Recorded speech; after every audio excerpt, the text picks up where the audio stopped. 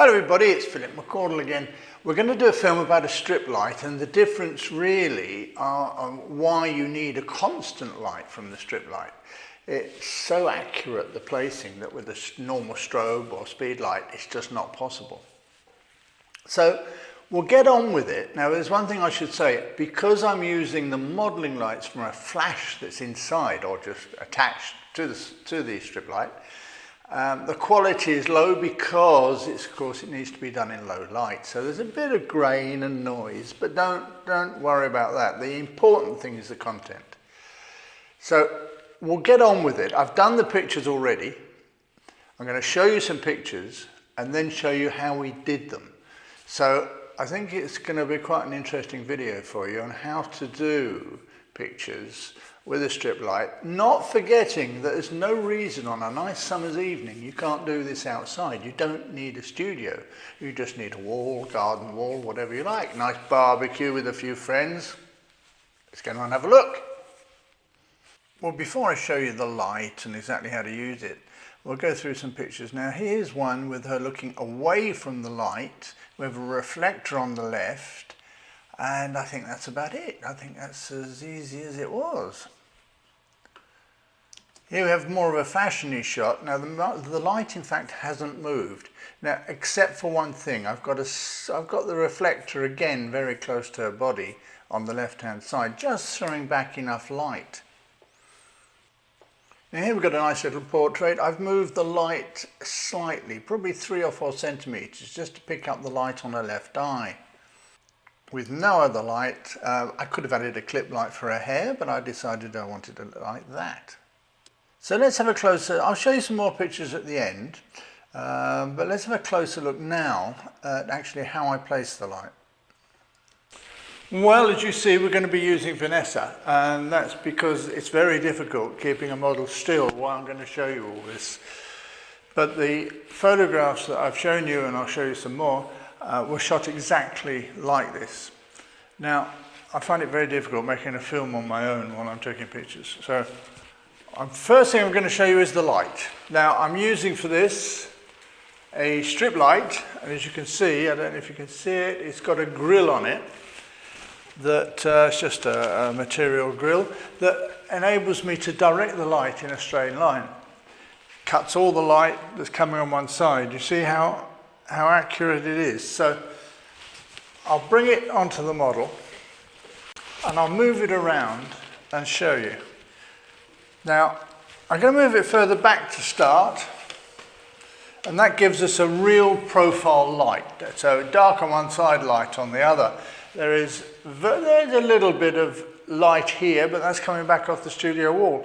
If I wanted to get rid of that, I could very simply put a black piece of material here and make it completely black. Now, as I move the light, I'd like you to look at the background. You see how the light on her face doesn't change a lot, but the light on the background does.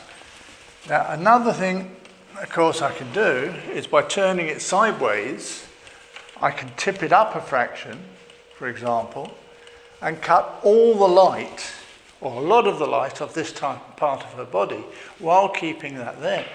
Now, if I turn that onto the background, I can also create an effect. So depending on how far she is from the background, it gives a completely different look. So, as you've noticed, or you will have noticed, as I bring it forward,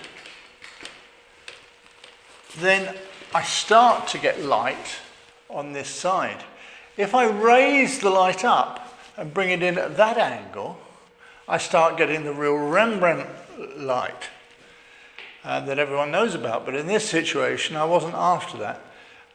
Now, a lot of people will turn around and say, well, there's not enough light on her hair, etc. Now, in some of the pictures, you'll see I put one, and others I didn't. Now, I'll first show you with a different light on this side. We'll put the light in first, and we switch it on. And I can direct the light just on her hair.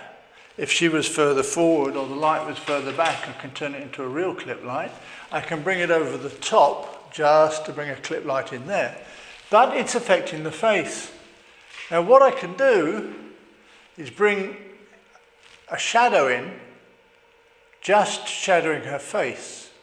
Now that's quite interesting to do. Now the whole object of this really is to show you how difficult it would be to do all that with strobe lights. You can't see what you're doing, and that's what's terribly important in this type of portrait. No guesswork, it's all looking. And I don't know how you do that with strobe. You might be able to, but I can't do it with strobe.